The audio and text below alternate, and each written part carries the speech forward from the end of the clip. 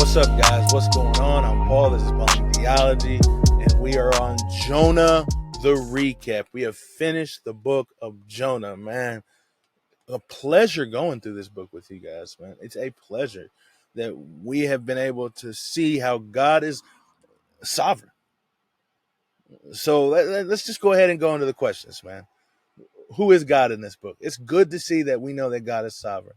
Man, he controls all things. He asks for an action to be done, they don't do it, and so he controls the means. He causes the storm to come, and he causes the seas to roar. He causes the dice to fall upon Jonah, the lot to fall upon Jonah, so that the men know it is Jonah who is the reason for the storm.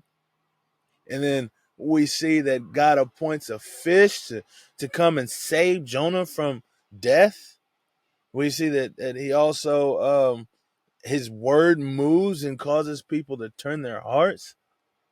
That he doesn't have to relent upon he doesn't have to give the disaster to the city.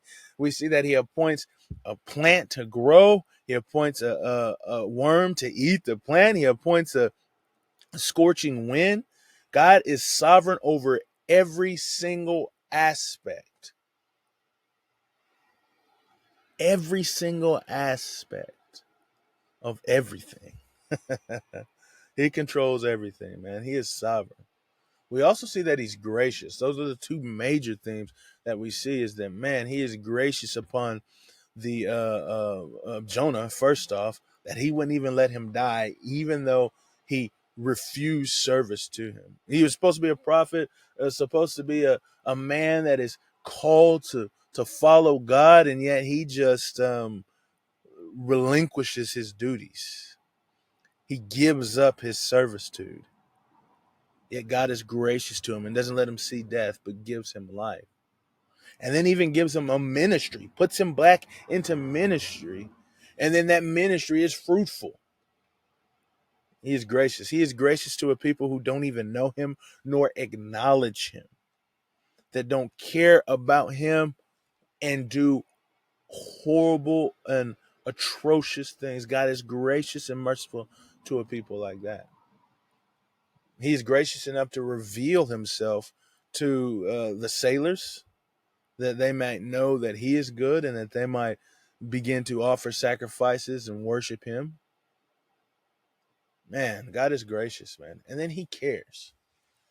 God cares not only about people.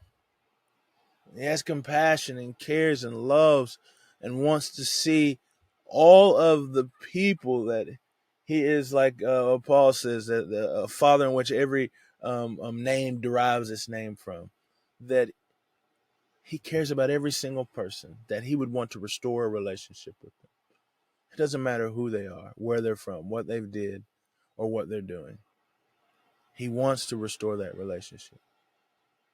But he also cares about their actions, man, regardless of if they regard him. Regardless of if they regard him, he cares about their actions. You can't get away with saying, it's you got to do your thing and I'm going to do my thing. We don't get away with that, because God cares enough about what we do that he wants us to know. What's it say about man is that I think that we shouldn't let our pride or our prejudice get in the way of the graciousness of God.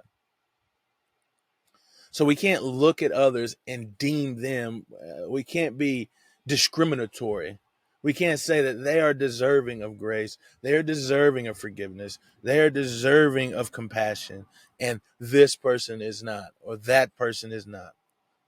That's not the way it works. Because if you look at your own life, I can definitely see in mine that I am not deserving of the compassion and the grace and the mercy that God gives. And so because of that, man, I have to just abundantly see and know that I want to let others be aware of this compassion, this grace, and this mercy. Because it is something special that God bestows and that he has. Because we could fall because of our own sins and be just in the punishment of them, because we all deserve it. But God is so good and gracious, man, that he would give us a way out. And so I cannot myself allow this discrimination to think that somebody is more deserving of grace, is more deserving of mercy, when I myself am not even doing it. And then I think, how can we apply these truths to our lives, man? Well, I think we got to recognize the grace of God. See it. See it. Like, let it resonate. Sit in it. The abounding love that God has for us and what he did, like the depths that he went so that we might have restoration or redemption or reconciliation with him.